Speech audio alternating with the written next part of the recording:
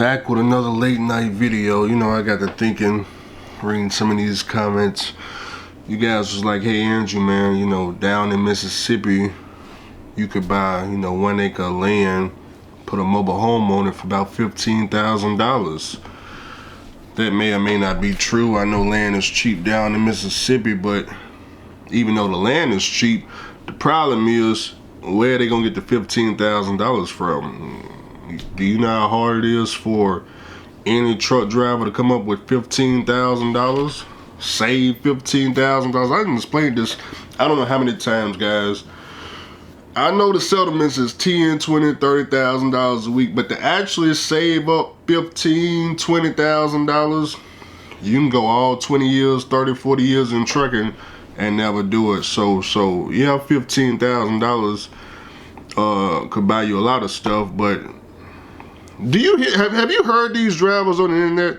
Have they not told you they running 4,500 miles and they got bills to pay? They not financing nothing. They don't own nothing. You can't even look and tell, okay, well, brother said he got all these bills and he got to do all these miles.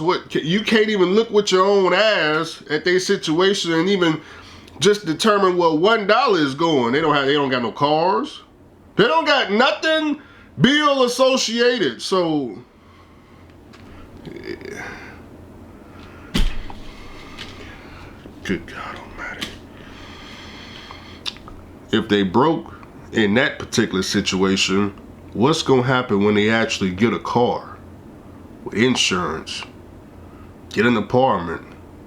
How are they gonna afford it? They already maxed out right now with nothing. I used to have Prime Inc. drivers. Every once in a while, Prime Inc. drivers would hit me up and they'd be like, hey Andrew, man, thinking about getting the truck.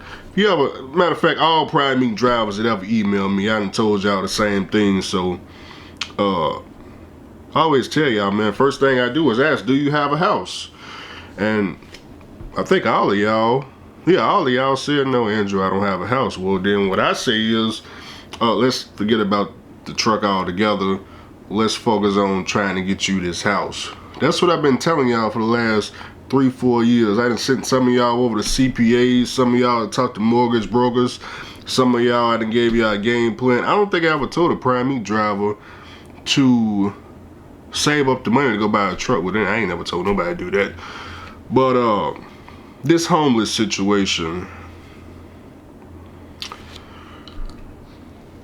for truck drivers that's homeless in the truck, whether you leasing company, W-2, whatever the case may be, I don't think you should go out and purchase any type of truck, whether it be cash or finance, rent, lease. I wouldn't do none of that.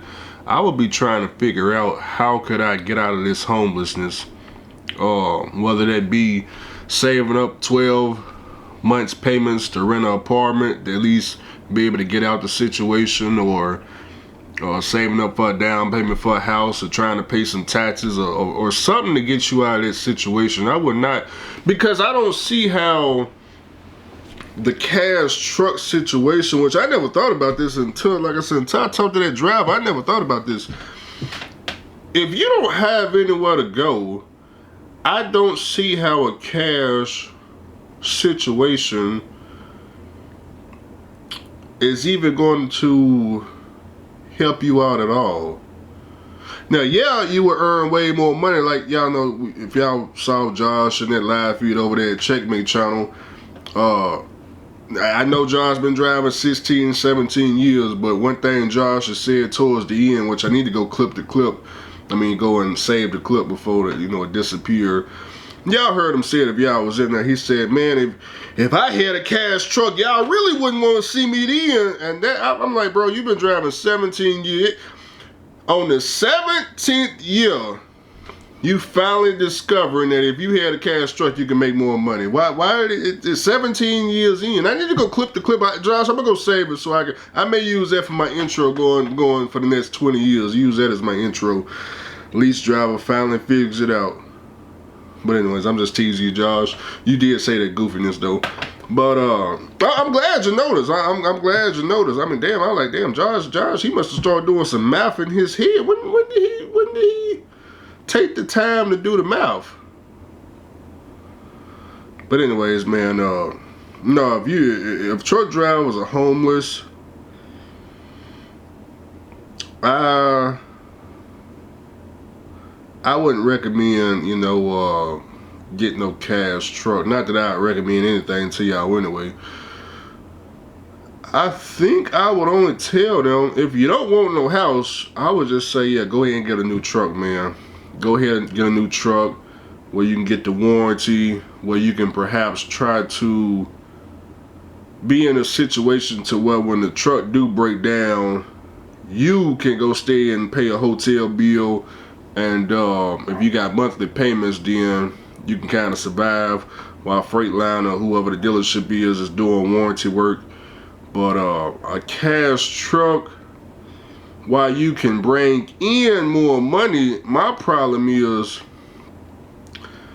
for example, most people getting cash trucks right now that's 07 and older, we need overhauls and rebuilds. Well, the thing about overhauls and rebuilds is it takes time to do that stuff. And if you homeless, what are you going to do? What are you going to do? I haven't thought that far, so I don't know. I have no idea.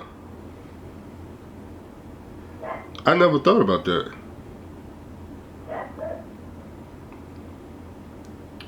One would say, well, you could drop the truck off and stay over in that truck. The problem with dropping the truck off is, that's true when you got a place to go to. I'm talking about a place to go to. It ain't gotta be your place, but you can't be homeless.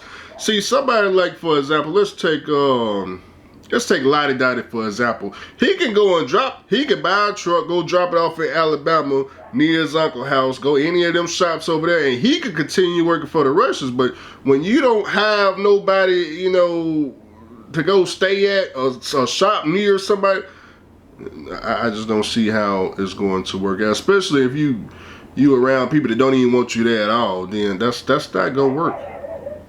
That's not gonna work. And a lot of truck drivers, they don't have no family members to go to.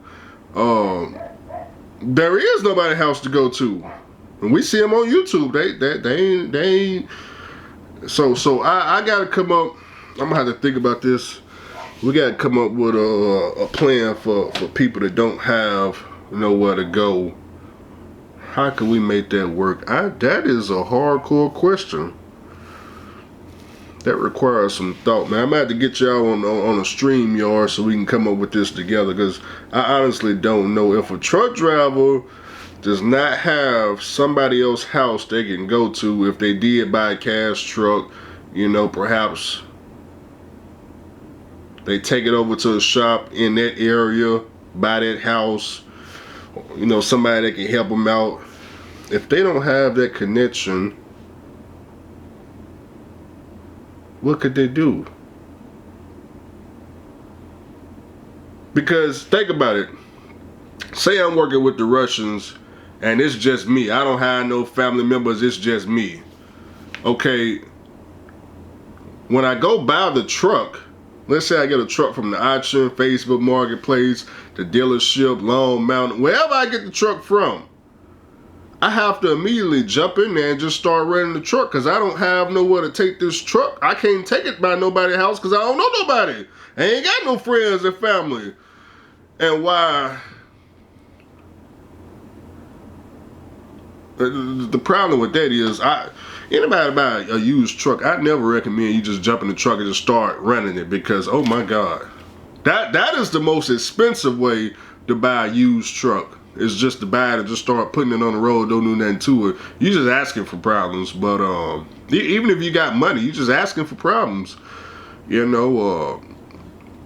can't, I don't know, man. I don't know. This situation, until I talked to that driver and he told me the other driver's situation, which I never knew. I never even thought about it. Just like I ain't never thought about this topic, I never thought about that driver's situation. I never put zero thought into it. Zero. I never thought about it. But today I'm like, damn. I never thought about it. So now when I watch, I'm like, okay, now I know what's going on. Now I see why.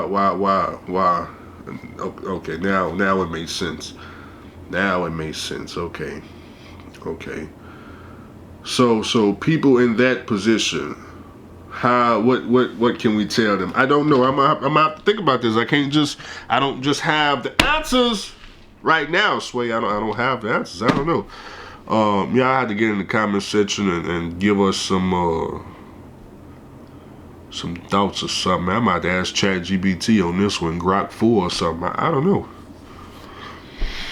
I don't know.